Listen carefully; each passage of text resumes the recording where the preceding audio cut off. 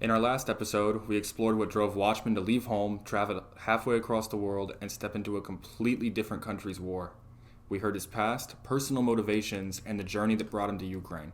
That story ended with him arriving in the Norman Brigade, his first stop on a path that would take him through multiple units. In this episode, we followed that path, tracing his movement from unit to unit and the experiences that shaped him along the way. All right, and with that, what happened in the Norman Brigade? And once we got to the Norman Brigade, it was well, it was just me and one other guy, another American. And like I said, we were waiting for like a week, and then there was two other guys who came with us. So there was the four of us. We were just waiting there. And then once we get and then once the like Harolf, so Harolf died, rest in peace, but he died like way after this. But Harolf was the leader, and then once they got back, we were just like wondering, well, when we're gonna go to the front and all this stuff. It was like, I don't know, there was like a few spots at the front because this was just a volunteer battalion. So we were just here in this another school that was turned into a military base, not an active school, and uh, and it was like 20 kilometers from the front. So we were just like waiting there, and we were just like doing some trainings every day, like we would do like heavy weapons training, like AT trainings. Like we would learn the AT4. We would learn like mines, like how to arm and disarm mines. Like we'd learn different Soviet mines, like the anti-tank mine or like the butterfly mine. We had this one guy there, this Ukrainian, and this guy was like a badass. And he was like a former Soviet Afghan veteran, and he just had like this bald head. He was like a little guy, like you wouldn't think he's all that, but he was a badass, right?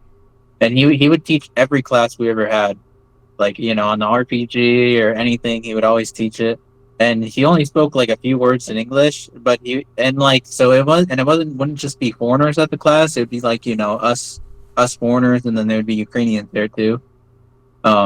Different classes varied, but so he would be speaking in like all these different languages. He would like be mixing in his English and then his Russian and then his Ukrainian. So he's speaking three languages at once. So we're sometimes sitting there as foreigners like, what is he talking about? Because he's speaking Ukrainian or something. But then the Ukrainians were also sitting there like, well, what is he talking about? Because he's speaking English, right? Like this is crazy. So, but this guy was a badass, like because he was, like I said, he was a Soviet Afghan veteran, but he looked young, like you wouldn't know he's that old. And but he also was in 2014, like in the initial 2014 war, he did evacs at the Donetsk airport at the second battle of Donetsk airport. So he did that. But yeah, we were just waiting there. The one thing I remember about that place is the bathroom was so bad. You went to go take a pee, and it was like the worst smell of your whole life because it was just like these rows of outhouses, like with these like squat toilets, like the worst smell of my whole life, the worst bathroom in Ukraine I've ever had. And but we're just waiting there, and like all these other foreigners, they were all like too anxious to go to the front. They're like always telling Harolf, our leader, like, "Oh, when are we going to the front? When are we going to the front?" Blah blah blah. And then people would show up like in for 3 days, and they're like, "Oh, we're not at the front in 3 days," and then they would leave. And then so the Ukrainians have to spend like all that money and stuff, just giving them rides back and forth and wasting the gas. And at this time in the war, like the gas was like scarce. Like you would have like lines and lines to the gas pump, like it's apocalypse or something. And I don't know. I didn't understand those people. Like some of those people, they're just like, "Oh, I just have a month off work. I want to just fight during that month." Like I don't know. I don't think that's how a war works. You don't just go for 2 weeks or 3 weeks and then just get your experience and then leave. But that's what these guys wanted to do. So they just kept bothering her. "Oh, when are we going? When are we going?" Like we could hear like some of the explosions in the distance of the front, but we weren't that close. Sometimes like a helicopter would fly over, and Harolf would be like, "Oh, get all your folks, get on this helicopter's flying around," and we wouldn't know if it's Russian or Ukrainians. But I think like 90% of the time they were just Ukrainian helicopters. And we'd like get our AT4s, and it was like our elf is like, get the AT4s, like trying to shoot down with the AT4s, like shooting a helicopter with an AT4. But yeah, eventually we went to the front, but we were just like second line there. Like I don't know, it was like 5 kilometers away from the Russians, and we were just like manning this house. We were just staying in this house there, and like we just like in case the Russians break through. So we would just do like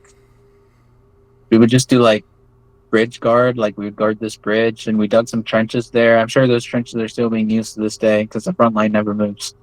But we dug some trenches there, and like we'd get shelled there because at that time, like 5 kilometers is close enough to get shelled. So we'd always get shelled. Like we'd get grad missiles coming in. It's like it's like gets closer to you every time. You don't know when it's gonna stop. So the grad is like kind of like everyone thinks it's scary because it's like a line that's coming at you. The explosions are getting closer and closer. So the grad's just kind of shooting from the truck, and then it gets closer and closer to you. But we'd get like artillery shelled. But besides that, not too much happened there. Eventually, we left there. We were there for like 2 weeks, and then like we rotated out.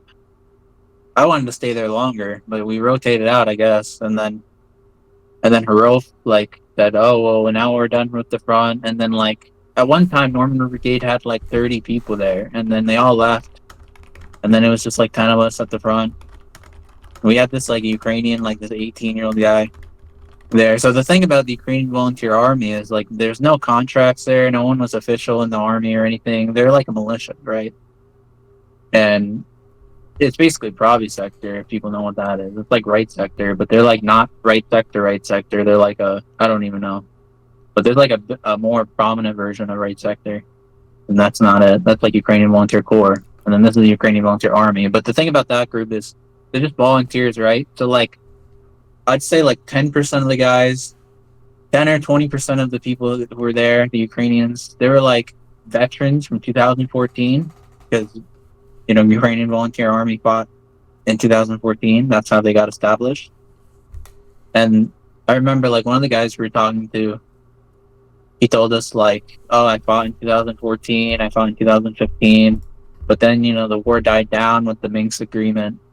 And then I went back to my normal civilian life. And then he said, but then when the war started again, 2022, I just got like my my rifle, I got my gear, my plate gear and stuff, and I just I just linked back up with these guys, and now I'm here as a volunteer again. So like 10-20% of the guys were like that, it's like kind of it was their thing, right? Like they're a soldier, like they'll come when they're called. So those guys are cool, but the rest of the guys, they were like college students. Like they were just like college students who don't want to join the army. Because if you join the army or you get mobilized or conscripted, you have to serve like 3 years, or you have to serve like until the end of martial law or whichever comes first. I don't know.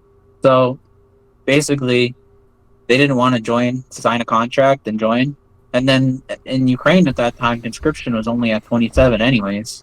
So you didn't even have to join until you were 27. But then if you did join, you were like obligated for a certain amount of time. Now the conscription age is 25, and then I think they're talking about lowering it even more soon. But yeah, so you would have a bunch of guys like that. There's like 18-year-olds, 19-year-olds. It was like they were just like, they would just want to do a couple months or something and then go back to college or something. And that was, their idea. And that's what the Ukrainian Volunteer Army is for. Just to have people serve a short time or something, or some of them would just go just to get the training in case like, somewhere like near them is attacked. So it was kind of like TDF. But we ended up leaving. So I ended up leaving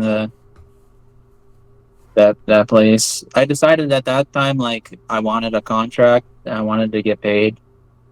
And Herolf gave us like some leave. He's like, oh, just go somewhere, take a vacation.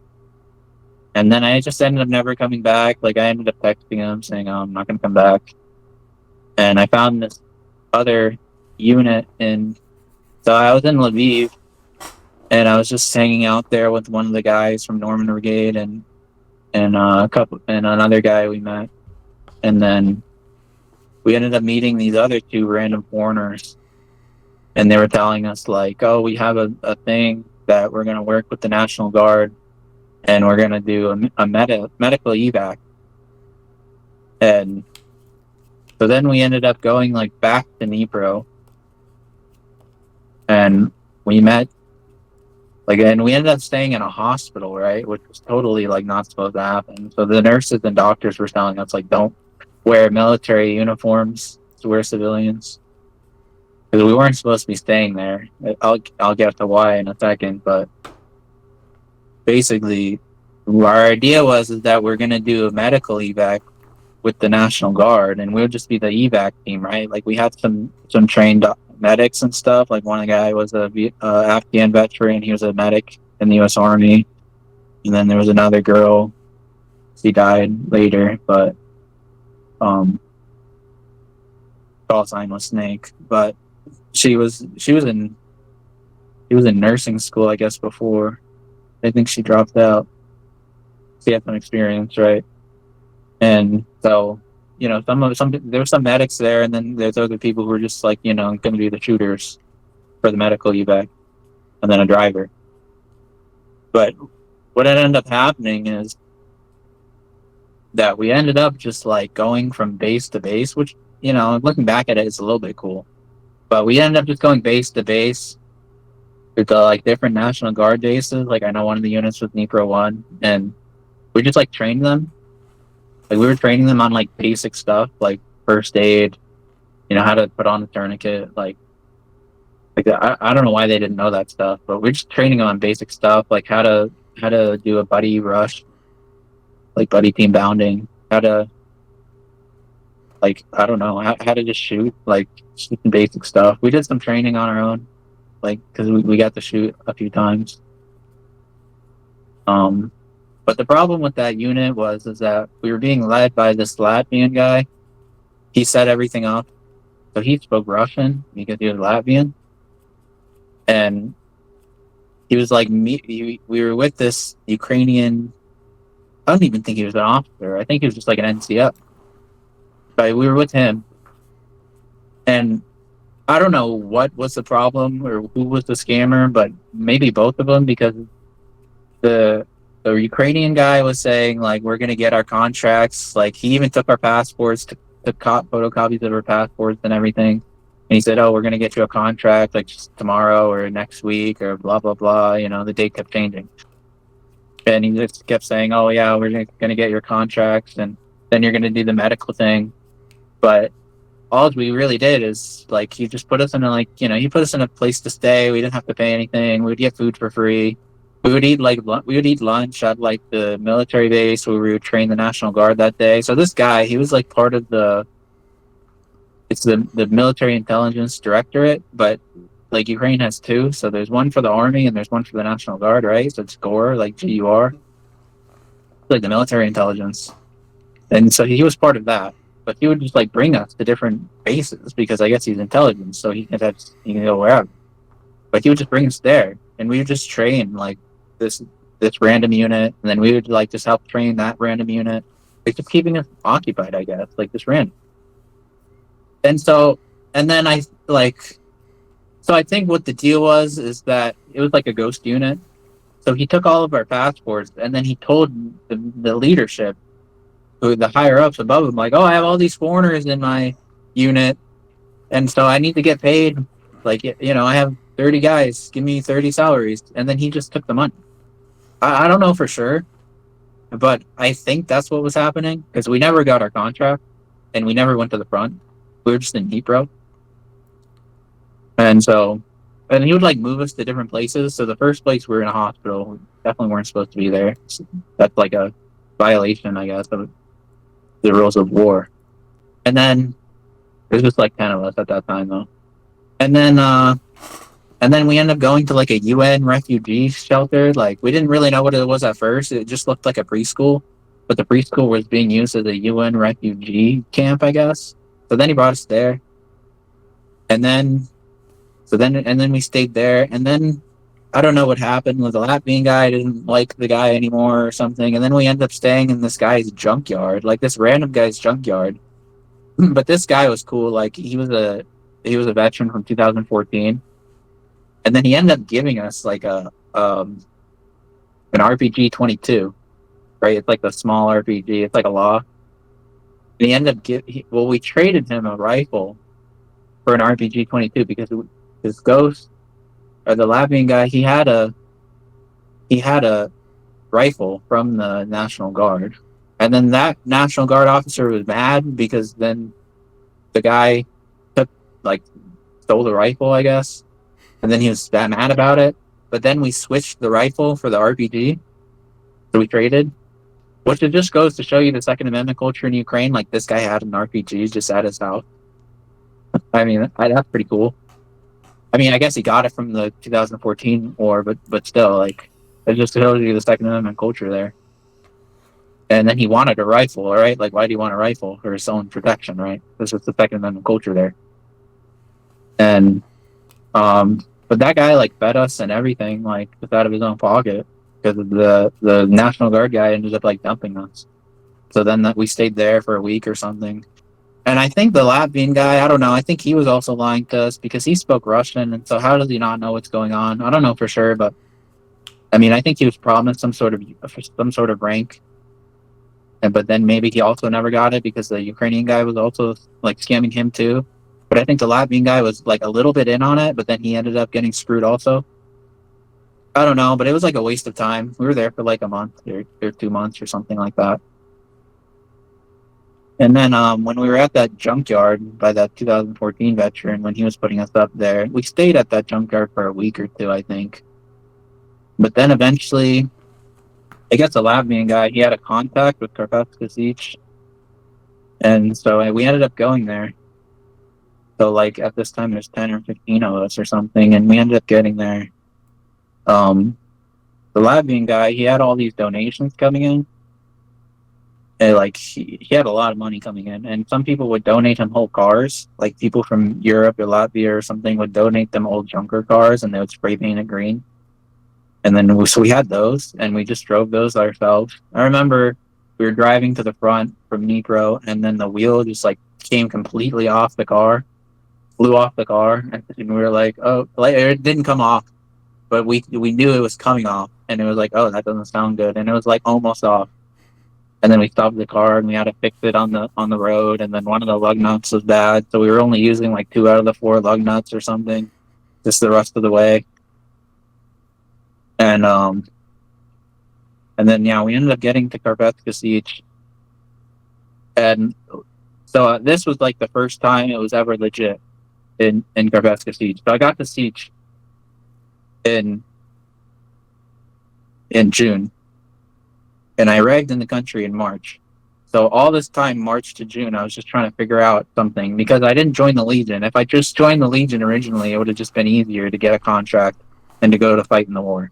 But instead, I spent all this time, March to June, what's that, 3 months, just doing nothing, like being scammed basically by this guy. By these 2 guys, the French Foreign Legion colonel and the Ukrainian NCO from the National Guard.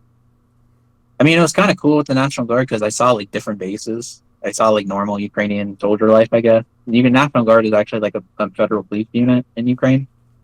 Not like National Guard like in the US. It's like the same as National Guard in Russia. They have like the same thing. In some other countries probably. But they're like actually a federal police force, but like a paramilitary force almost. So they wear like straight green. But it's kind of cool, like seeing all their different bases and stuff and training with them. That was cool. But it was a waste of time overall. We didn't get a contract and we didn't get paid. But when I went to Sich, this was like the first time people were being legit with us. Like it was like the first time, like this was like the real deal. Like we showed up. And immediately we showed up, and the base was only like the first base we went, which was where the armory was and the headquarters of the unit was. That was only 18 kilometers from the front. So their whole like headquarters, their whole officer establishment and the armory was only 18 kilometers. And then we showed up to the building we were going to stay in. It was like an old tax office, I guess. That's what it was. We were staying at this old tax building that they used for the base. And like the first thing we go is like there's a hole in the roof. from like a cluster bomb. And that was like, oh, okay, like we're here at the front. And the guy, like the guy who speaks English, he's just showing us around. The Ukrainian guy, he's like Ukrainian Canadian. He's showing us around. He's like, oh yeah, the bomb hit like a week ago. Went through the stairs. The whole ceiling and the stairs just had a hole from a cluster bomb. And then like we could see the other buildings in town like had holes in it also. There's like some impact shells on the road, like some holes on the ground.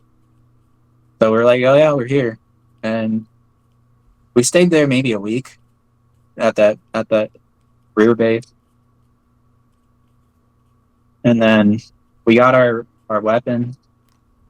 And then at this time we were also just volunteers. So Karpatska Sich was originally a volunteer battalion also in 2014. And then they got deactivated, I think about 2016 or 2017. You guys can look it up for who's watching. And then they reactivated themselves in 2022 when the war started. So they fought in Kyiv first, but I wasn't there for that. I was getting scammed at that time. And then when we went from Dnipro, we went around to the city Izium. Like we were there south of it. And like in Kharkiv Oblast, basically, but not far from like Donetsk and Luhansk Oblast, near the tri-border. And but we went there right away. And so like when we showed up, the leader died. So like he's a very famous commander. I think Alexander Kutsin. I know his last name's Kutsin, but I might have got his first name wrong. But Alexander Kutsin. But he was the original commander of Karpatska Sich since 2014. So he created everything. Like he created the battalion himself, and you know he set up all the volunteer stuff, and then he reactivated it in 2022 by him and the other people, the other former people. But when we showed up, he died like that day we showed up, or that like the day or two after we showed up. And then so everybody was like kind of chaotic. They're like, "Oh, our leader died. What do we do now? Like we have to get a new leader." Blah blah blah. But we just stayed there at the base, 18 kilometers away for like a week. And during that time, we got our weapons issued to us. We got some gear. If we were missing some gear, I mostly brought all my own gear. But if people didn't have gear, they would give them some like plate carriers or something, or helmets. And we got our weapons issued to us, and we signed contracts, but it wasn't official contracts. It was volunteer contracts, right? Just volunteer contracts, like to understand that you're volunteering and you might die, but you're not getting paid, right? And that there's no liability on the Ukrainian army. So at this time, Karpatska Sich was a volunteer battalion, or they used to be a volunteer battalion ever since 2014, and at this time they were like in transitioning. So then they were joining the official army and becoming like a real battalion of the army. And so they were going to be the 49th. This is what they are today, the 49th separate rifle battalion, and their separate rifle battalion, because before they were their own volunteer battalion. So they're not just going to be absorbed in some random brigade, I guess. So that's why they're a separate battalion. That's what it's called. But so we signed a volunteer contract, and then when we showed up, there's the other foreigners there. They're still my friends to this day, but we met them at the base, and they were actually leaving the front because before they were at the front, and they were also on volunteer contracts, and now they were leaving to go to a city in the west, within the western part of Ukraine, very far from the fighting. And they were going there to do all the paperwork to sign their contracts to be like official and get paid. And so then we showed up, and then like basically they were leaving as we came in. And then when we came in, then so after all that was done, we actually went to the real front. And at this point, we went to the front, and then we immediately went into like this school. And you can see this school on YouTube. If people want to look it up, just look up like Karpathian Sich or Karpatska Sich, foreign battalion or something like that, and you'll see this school. And then when we showed up, it's like completely blown up on the outside, right? Like the roof is gone. There's holes in the walls, right? But it's like a 3 or 4 story school or something, but it's blown up. And then we go into the basement, and immediately they bring us into this room, and it smells so bad, and they used it like at the morgue or something for dead bodies, and it just smelled horrible, and the whole place smelled horrible. And then like you have to go to the bathroom under there, and then like where it's the bathroom, you can this is actually they actually showed it in the video, and you see the bathroom, and it's just like all piles of poop there. It's just like completely gross. It was like this one room in the basement of the school that people were using for the bathroom, and but then when they set us up to sleep, they set us up to sleep in this place that was like the morgue or something, and it also smelled bad from the dead bodies. And there was like a hole in it. There was like a hole in the basement from the wall, because you know how basements sometimes like it's not completely underground. A little part of it is like on the surface. So there's like a hole there from a bomb that exploded there. So then you're just thinking, well, I'm staying in this room that got bombed before. Again, maybe it's not lucky. But then the Ukrainians said, "Oh, you're going to be staying in that room, so you clean it and go fix the hole in the wall. Like there's some rocks over there, and there's some cement things over there. Go put them back into the wall, so that you don't get hit by shrapnel if another bomb falls." And I remember before that too, like I forget it was before or after, but like we went as soon as we got there, almost the base got bombed, right? Like it was a direct hit. It was like a direct hit onto the school roof, or like not the roof is gone, right? So onto the other floors of the school, and it was a direct hit. And then like you just like the whole building shakes. There's like dust falling from the ceiling, just like the movies, right? There's like dust falling from the ceiling, and then the Ukrainians are just there, like they're just on their phone because we had like a Starlink Wi-Fi in that basement. They're just on their phone watching like YouTube shorts, and it's like boom, and they're not fazed by it. They're just like watching their video, and then you're just sitting there, and you're just like the fresh meat. You just got there, and it's like, what is going on here? Like they would just get bombed, and nobody cares. It's just normal life. Like they're not even looking up like, oh, the ceiling's falling, like there's dust falling. They're just like watching their video, boom. Like what? And then we go out, and then I'm sorry. Right? Where is this relative to the front line? Like to the zero line? How far away are you? Are you on the zero line at this point? Well, it's not actually the zero line. It's just like 2 or 3 kilometers away or something. All right, 2 or 3 kilometers. All right, go on. But the thing is when you're like, if you're actually closer to the Russians, when you're actually on the zero line, like the Russians are only, the other Russian infantry, they're only 500 meters from you or something, sometimes closer, sometimes farther, right? But 800 meters to 200 meters they can be from you. So what that means is that the enemy artillery is actually not really firing at you all that much. It's different nowadays because of the drones, because drones are more accurate. So the FPV drones can just fly into you, and they don't have to worry about this. But at that time, there wasn't a lot of FPV drones or any at all. They had drones back then, but they would drop it they would just drop the like Maverick drone or whatever, and they would just drop an RPG shell at you or something. But when you're close, the enemy mortars or the enemy artillery doesn't want to fire at you because they're afraid that they're going to hit their own guys. And for one, the Russians weren't always accurate, right? They would shoot at us all day, and sometimes they would never hit us. And it's like they're just like they're training, right? Like they don't know how to hit you. And then also the what is it called? Like the distance, the danger area of artillery or mortars. I think artillery is more, but for the danger area for mortars is like 300 meters. Like a shrapnel from a mortar, if it hits 300 meters away, it can kill you. But because the shrapnel will fly 300 meters from its impact point. So that's why actually when you're on the 0-0 line, you're actually not getting bombed as much. But if you're just 2 kilometers away, that's where all the artillery is happening, and also that's where your mortars is. That's where your like artillery is. That's where your tanks is. So then the enemy wants to hit your stuff, like your artillery. So it's actually sometimes more dangerous to be farther away than closer. I mean, that's kind of how the war works. But yeah, we're just like this base was like 2 or 3 kilometers away, and like they knew for sure we were in that school, right? So they just always hit it. And then, so like it gets hit, right? And then it gets hit, and like I remember. So backing up a little bit, when we got out of the truck to go to that place, the Ukrainians were super on guard, and they were like, rushing, like, get your stuff out of the bag, like, go straight down the stairs. Like, they knew, like, that place was a target. And that's, like, I guess where the Ukrainian commander, Kutsin, died. Like, he was, like, smoking outside that place, and then he died. I don't know why he was just sitting there. Or, I don't really know the story, to be honest, but yeah, he died right outside that stairwell, so.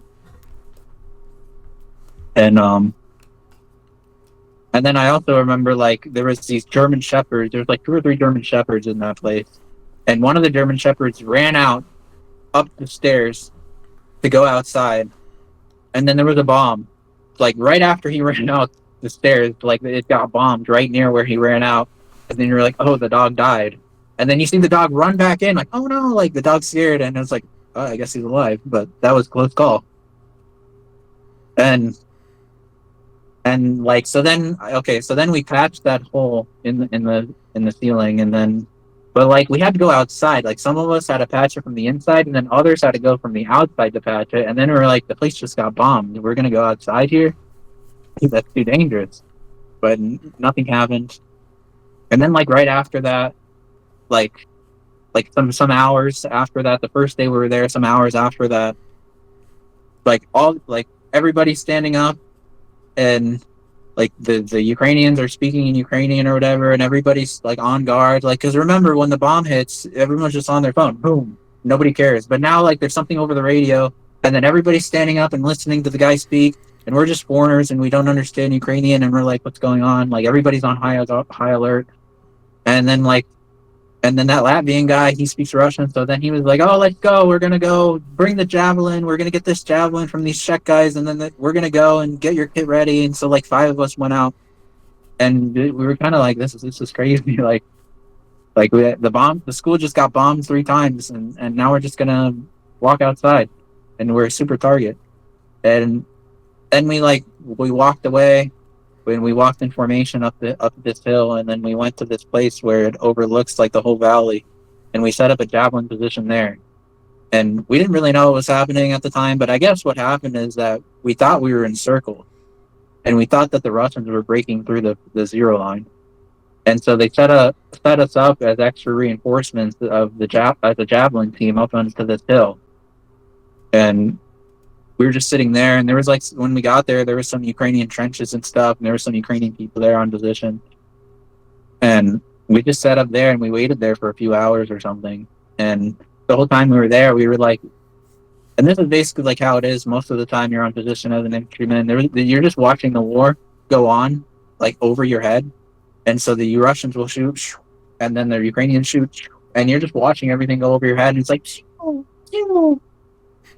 and so, like, when you're infantry, you're like the observer of the war a lot of times, because the Russian artillery, and then their Ukrainian artillery, and basically that's what we were doing when we were up there, and we were just, like, kind of looking down at the valley, see if there's any things coming, but nothing really happened. And then a few hours later, we went back into that school, and then eventually, like, and then so we were there for like 2 days or something, getting our bearings. And then eventually they said, "Oh, you're going to go to the position, like, on the zero line." And so basically they told, like, our company commander, he would speak English, and he would tell us, like, "Oh, you're going to go to this place." But then he told us, like, "Oh, but, like, nobody's ever really been there before. This, like, we're establishing a new position. So you're going to be the first, like, the front most people. And nobody's there right now. So you're going to be the new guys there." And I was like, "Oh, okay, we're like fresh meat. We just showed up, and you're gonna just put us in the very new position." And he's like, "Yeah, I went there one time just to scout it, but we don't know. Like, there could be Russians there now, so let's go." And so we went there, like, All right, wait, hold up. in the early morning. Just a moment. With that, we're gonna stop this part. From those long months drifting between units, waiting for the next step, to finally find a place in the ranks of the 49th Separate Assault Battalion, Watchman's path through Ukraine was anything but straightforward. The uncertainty, the searching, the liars, characters, and warriors along the way. All of it shaped a soldier who would soon face his first true trial in battle. In our next part, we step into those moments where everything changed, when the war was no longer a distant sound, but right in front of him. Join us for part 3 where we follow his first combat experiences on the front lines. Thanks for watching. Slava Ukraini.